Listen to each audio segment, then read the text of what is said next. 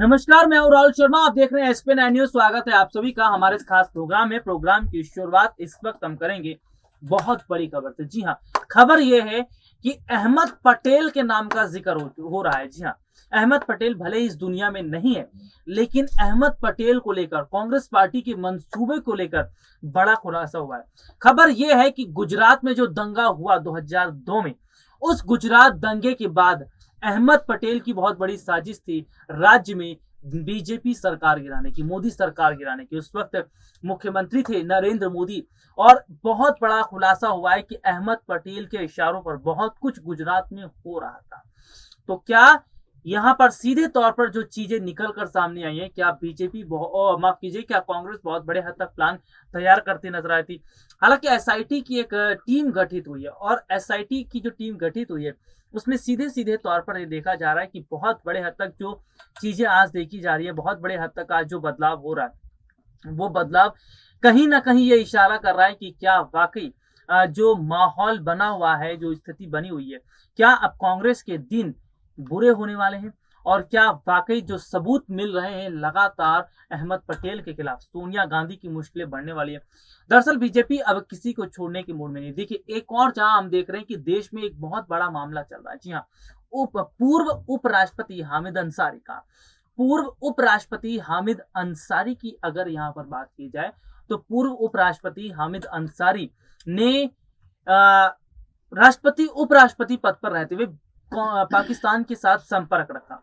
खबर यह है कि उनका आईएसआई से बहुत बड़ा कनेक्शन है। पाकिस्तानी पत्रकार नुसरत मिर्जा के साथ उनकी तस्वीरें भी वायरल हुई हैं, और ये तस्वीरें बहुत कुछ कह रही है। माना जा रहा है कि उसमें भी कांग्रेस का हाथ है, और कांग्रेस जो है हामिद अंसारी के साथ मिलकर बहुत बड़ी नीति बनाती है। खैर, देखना होगा कि आखिरकार क्या कुछ आगे इसमें देखने को मिलता है। क्या हामिद अंसारी की गिरफ्तारी हो जाएगी? लेकिन आज हम अहमद पटेल की बात कर रहे हैं कि जी हाँ, क्या प्लानिंग थी अहमद पटेल की, सरकार गिराने के लिए क्या क्या कदम उठाए गए, और कैसे निर्दोष लोगों को फंसाया गया। मेरे पास कुछ रिपोर्ट्स है। जी हाँ, वो रिपोर्ट्स थोड़ा सा मैं अपने दर्शकों को पढ़कर बताना चाहता हूँ। देखिए, गुजरात पुलिस ने सामाजिक कार्यकर्ता तीस्ता सीतलवाड़ की जमानत याचिका का विरोध करते हुए दावा किया है तत्कालीन जो देखिए उस वक्त जो मुख्यमंत्री थे नरेंद्र मोदी के खिलाफ कांग्रेस के वरिष्ठ नेता अहमद पटेल के द्वारा एक बड़ी साजिश रची गई थी। ठीक है, सीतलवाड़ उन दो लोगों में से एक हैं जिन्हें हाल ही में अहमदाबाद की क्राइम ब्रांच ने 2002 को, रिपोर्ट ध्यान से सुनिएगा, 2002 के गुजरात दंगों के सिलसिलों में लोगों को झूठा फंसाने की साजिश रचने के आरोप में गिरफ्तार किया था। गुजरात पुलिस की एसआईटी ने कोर्ट में एक हलफनामा दाखिल किया जिसमें दावा किया गया कि तीस्ता सीतलवाड़ 2002 के दंगों के बाद राज्य में भाजपा सरकार को गिराने की कांग्रेस के दिग्गज नेता दिवंगत अहमद पटेल के इशारे पर की गई एक बहुत बड़ी साजिश थी। इस पर कांग्रेस नेता, हालांकि जयराम रमेश है, उनकी प्रतिक्रिया सामने आई है। कड़ी प्रतिक्रिया देते हुए प्रधानमंत्री नरेंद्र मोदी पर निशाना साधा। कांग्रेस की ओर से जारी बयान में कहा गया, यह आरोप साल 2002 में सांप्रदायिक नरसंहार के लिए गुजरात के मुख्यमंत्री के रूप में किसी भी जिम्मेदारी से खुद को मुक्त करने के लिए प्रधानमंत्री की व्यवस्थित रणनीति का हिस्सा है। इस नरसंहार को नियंत्रित करने की अनिच्छा और अक्षमता की वजह से भारत के तत्कालीन प्रधानमंत्री अटल बिहारी वाजपेयी ने तत्कालीन मुख्यमंत्री नरेंद्र मोदी को उनके राजधर्म की याद दिलाई थी। बाकायदा अगर हम बात करें तो एक ट्वीट है, वो हम अपने दर्शकों को दिखाएंगे भी, और इस वक्त वो ट्वीट आपके टेलीविजन स्क्रीन पर चल भी रहा होगा। मैं आपको संबित पात्रा का भी ट्वीट दिखाऊंगा, और खबर मैं अपने दर्शकों को बता दूं, कांग्रेस की प्रतिक्रिया पर भाजपा की तरफ से भी पलटवार किया गया है।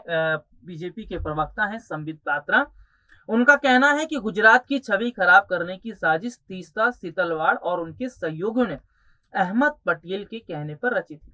अहमद पटेल जी कांग्रेस अध्यक्ष सोनिया गांधी के राजनीतिक सलाहकार थे। माना जा रहा है कि इन सब के पीछे सोनिया गांधी थी।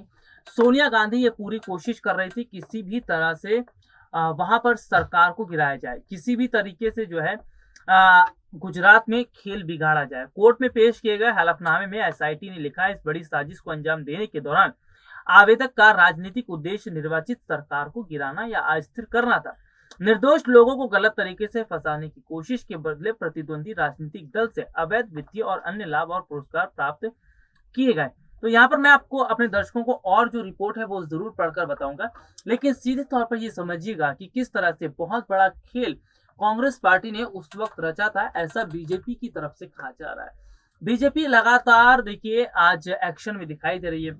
अगर मैं बात करूं तो नेशनल हेराल्ड केस की, तो नेशनल हेराल्ड केस में राहुल गांधी और सोनिया गांधी की मुश्किलें भी बढ़ सकती हैं, और ईडी का समन अभी हाल ही में सोनिया गांधी को जारी भी हुआ। तो ऐसे में माना जा रहा है देश की सबसे बड़ी विपक्षी पार्टी जो कांग्रेस है, आज उस विपक्षी पार्टी को पूरी तरह खत्म करने का काम किया जा रहा है। आज उस विपक्षी पार्टी को पूरी तरह बर्बाद करने का काम किया जा रहा है, क्योंकि सीधे सीधे तौर पर अगर देखा जाए या सीधे सीधे तौर पर चीजों को समझा जाए तो कहीं ना कहीं आज ये चीजें जरूर देखने को मिल रही है कि किस तरह से बहुत बड़े हद तक जो कांग्रेस पार्टी है आज उसको खत्म करने में बीजेपी का जो योगदान दिख रहा है, क्या वाकई कांग्रेस आने वाले समय में पूरी तरह खत्म हो जाएगी। और सवाल कांग्रेस ये भी उठा रही है कि आज लोकतंत्र खतरे में है। सरकार, मोदी सरकार बेवजह गड़े मुद्दों को उखाड़ रही है, मोदी सरकार बेवजह गड़े मुद्दों को उखाड़ रही है, और इसका बहुत बड़ा जो नुकसान है देश को होगा, क्योंकि देश में लोकतंत्र आज खतरे में है। राजतंत्र जैसी प्रक्रिया दिखती नजर आ रही है। मेरे पास कुछ रिपोर्ट्स और हैं, वो रिपोर्ट्स मैं अपने दर्शकों को बता देता हूँ। देखिए, एसआईटी ने साथ ही में यह भी दावा किया है कि दंगा मामलों में भाजपा सरकार के वरिष्ठ नेताओं को फंसाने के लिए दिल्ली में उस समय सत्ता में एक प्रमुख राष्ट्रीय पार्टी के नेताओं से सीतलवाड़ मुलाकात करती थी। एक अन्य गवाह का हवाला देते हुए दावा यह भी किया गया है कि सीतलवाड़ ने 2006 में एक कांग्रेस नेता से पूछा था कि पार्टी केवल शबाना और जावेद को मौका क्यों दे रही है, उन्हें राज्यसभा सांसद क्यों नहीं बनाया जा रहा। बता दें एडिशनल सेशन जज डीडी टक्कर ने एसआईटी के जवाब को रिकॉर्ड में लिया और जमानत अर्जी पर सुनवाई अब सोमवार को तय कर दी गई है। गुजरात दंगों के मामलों में निर्दोष लोगों को फंसाने के लिए सबूत गढ़ने के आरोप में सीतलवाड़ को पूर्व आईपीएस अधिकारियों आरबी शिव कुमार और संजीव भट्ट के साथ गिरफ्तार किया गया। पिछले महीनों सुप्रीम कोर्ट द्वारा गुजरात दंगों के मामले में तत्कालीन मुख्यमंत्री नरेंद्र मोदी और अन्य को दी गई क्लीन चिट को बरकरार रखने के एक दिन बाद राज्य पुलिस ने सीतलवाड़ को गिरफ्तार किया था।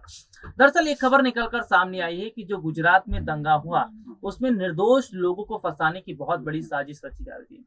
निर्दोष लोगों को जो है फंसाया गया, और जब पूरी तरह से इसकी जांच की गई, हालांकि गुजरात दंगों की मैं बात करूं तो नरेंद्र मोदी को क्लीन चिट मिल चुकी है और कई अन्य जो नेता थे उनको क्लीन चिट मिली। तो सीधे तौर पर कहा जा रहा है कि उस वक्त जो है सत्ता में जो कांग्रेस बैठी हुई थी वो बहुत बड़ा खेल गुजरात में रच रही थी।